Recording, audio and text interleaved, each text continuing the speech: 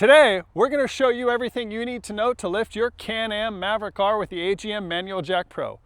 I'm Bryan with AGM, and this is how you lift, where we test real vehicles in real situations to show you the best way to get the job done. Because how you lift it matters. Trust me, this has happened more times than I want to admit.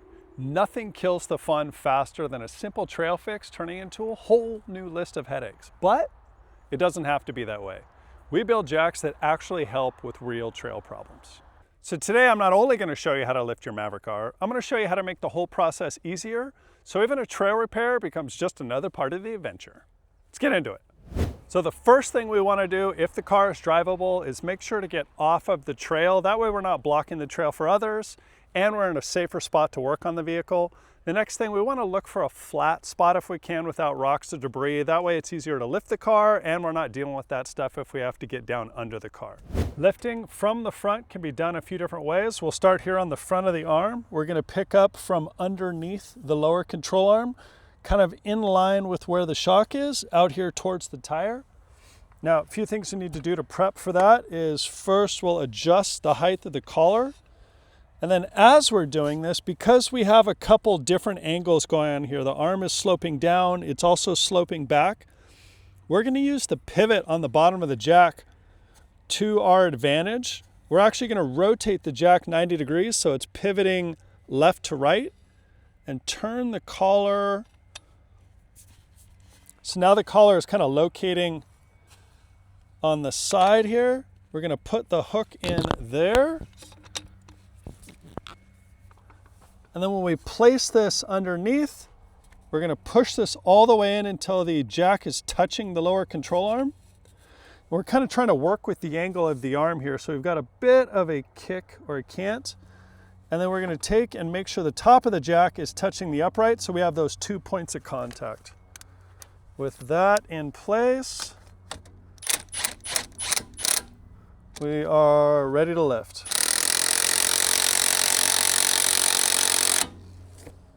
So now the tire is off the ground and ready for whatever repair you need. The second way to lift is from the backside. And actually, it's kind of preferred.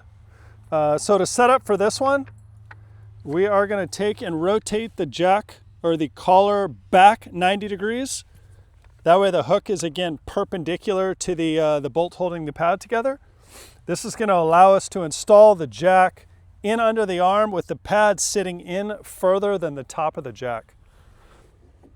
So as you can see, the pad is in under what we're lifting. Top of the jack is kicked a little bit towards me and we're picking up a second point of contact here on the tie rod. And you don't have to worry, there's not a lot of force on this, nothing bad's going to happen there. Okay, now that we have that stable location, we're going to lift up.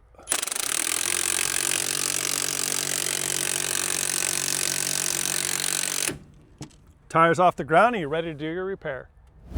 For bigger repairs or if your car's going to be off the ground for a longer period of time, try to find something in the area, whether it's a spare tire, an ice chest, a toolbox, rock sticks, something that you can put under the car to act as a second point of contact in addition to the jack.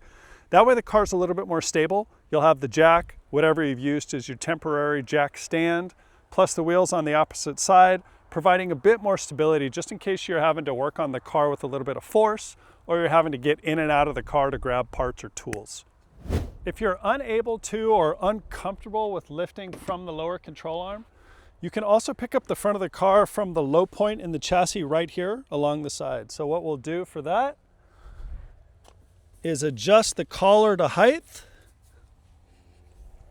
And again, we're going to put the bottom of the jack in further than the top of the jack. That puts the jack pad under where we're lifting. And because we have that back angle as we lift, the jack is going to stand up, keeping that pad nice and flat as a stable lifting point. Okay, so with those in place, we'll pick it up.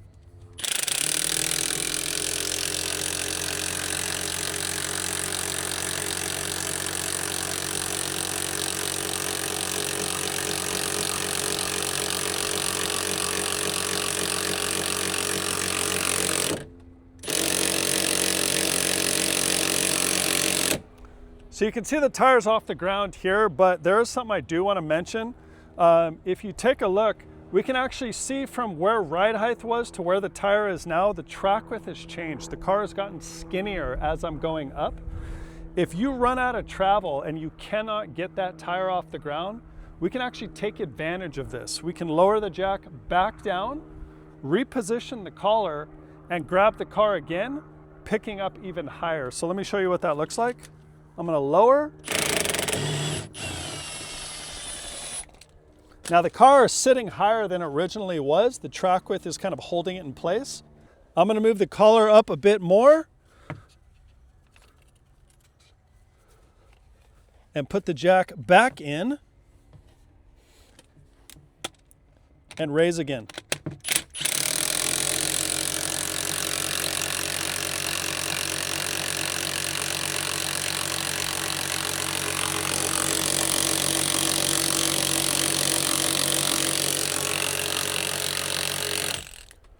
Now you can see, I haven't even used all of the travel of the jack. I still have lots more height here.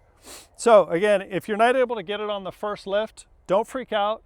We can lower the jack all the way back down, readjust the collar to the bottom of the car, and pick up for that second lift to get the front tire off the ground.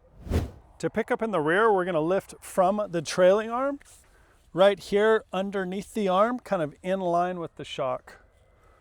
So we'll adjust the collar down to about there.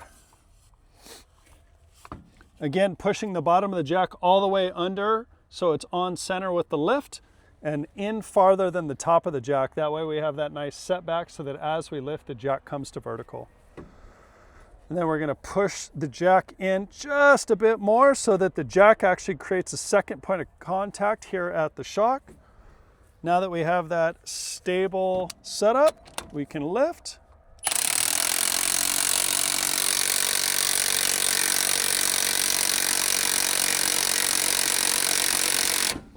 Tires off the ground and you're ready to do your repair. If you need to work on the rear suspension or you're unable to lift from the trailing arm, there's actually an alternate lifting point for the rear, which is here along the frame rail. So to get to that, we'll adjust the collar up, get that in place. I'm gonna place the jack inside between the arm and the chassis.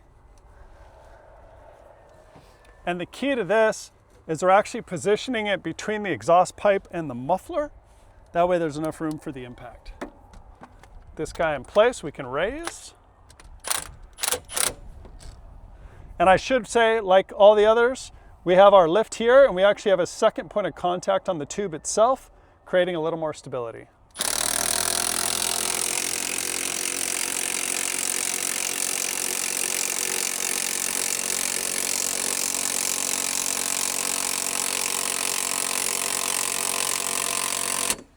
Now, just like the side lift, we actually don't need to run this all the way up till we're out of travel.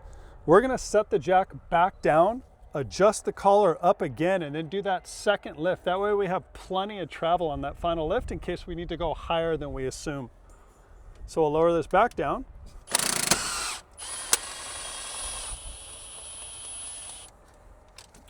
Then we're gonna raise the collar.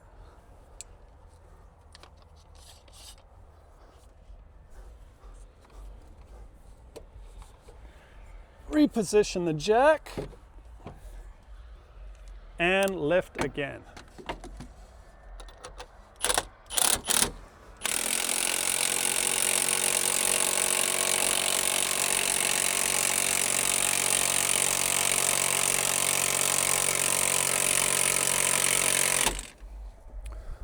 Now we have the tire off the ground and we've only used about 6 inches of the 14 inches of travel. That way, if when you're in the middle of a repair and you realize, oh shit, I have to go higher, we have the ability to continue to raise by using that second lift, taking advantage of that track width scrub that we talked about earlier. Got a flat tire, so let's put it all together and see what a tire change looks like. Start by adjusting the collar.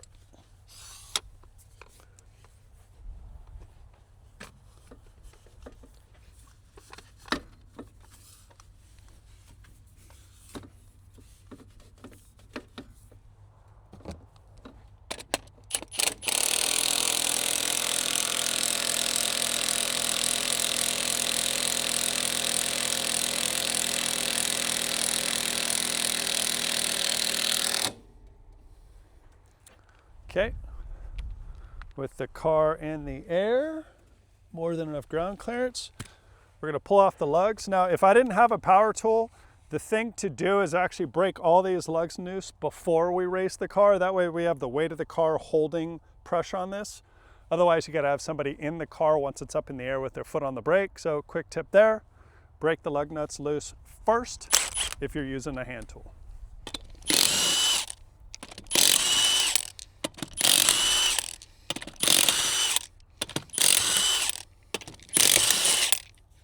Now you can see I caught all the lug nuts. We're trying to keep those out of the sand, but if one drops, no big deal. We're just gonna pick it up, knock it out, blow it out. And the reason we're doing that is we wanna make sure no sand lives or stays in here when we go to put this back on. The sand being between the female and the male threads could cause galling, messing up the threads and forcing you to replace a stud, which takes a while and not something you really wanna do. All right, with those off, put those in a safe place. Take the wheel off and exchange it for a new one.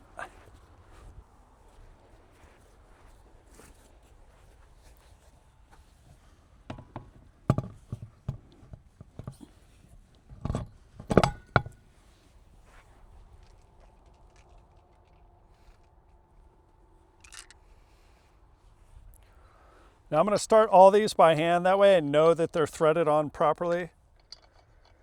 These studs do not have a starter nose on them, so I would not recommend doing it with your impact gun. This only takes a few seconds. Not really worth the potential for stripping. Okay, with all those started, the next thing we're going to do is tighten these down. We're going to do this in a cross pattern instead of just in a circle pattern. And the reason we're going to do that is there is a potential, if you're torquing them in this circle pattern, that we could torque the wheel down onto the rotor crooked. All the lug nuts would tighten, I wouldn't know it. Once we go drive the car and the wheel's able to rotate, it's going to square up. Once it squares up, these are going to become loose. They're going to fall off. We're going to break studs. It's going to cause all kinds of problems. Don't do it. So, cross pattern.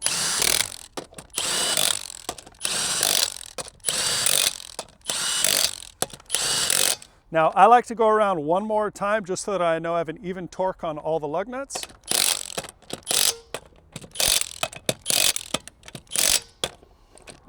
And because we already had pulled it flush, here I can go in that circle pattern. All right, wheel is on. We can lower the jack back down and get on the trail.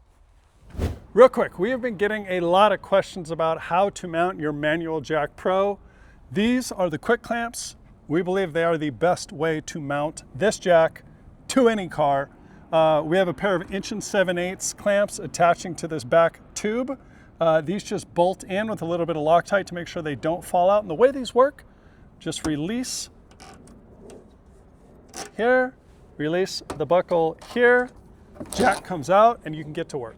Going back in, same thing in reverse, super simple. Put the jack in place, we'll feed the strap into the buckle, give it a couple clicks, and this thing is super secure. Now, we also make a flat panel option should you not be able to mount here to the side of the chassis. This has a few 5/16, 18 thread holes in the bottom here. These are great if you have a roof rack or you want to panel mount to the rear bed or somewhere else on the car. Between these two options, we think you got a good selection of mounts for your manual Jack Pro on your Can-Am. All right, back to the show. And that is everything you need to know to lift your Can-Am Maverick R with the AGM Manual Jack Pro. All the lifts we demonstrated today had one goal in mind, and that's to make trail repair safer, because how you lift it matters.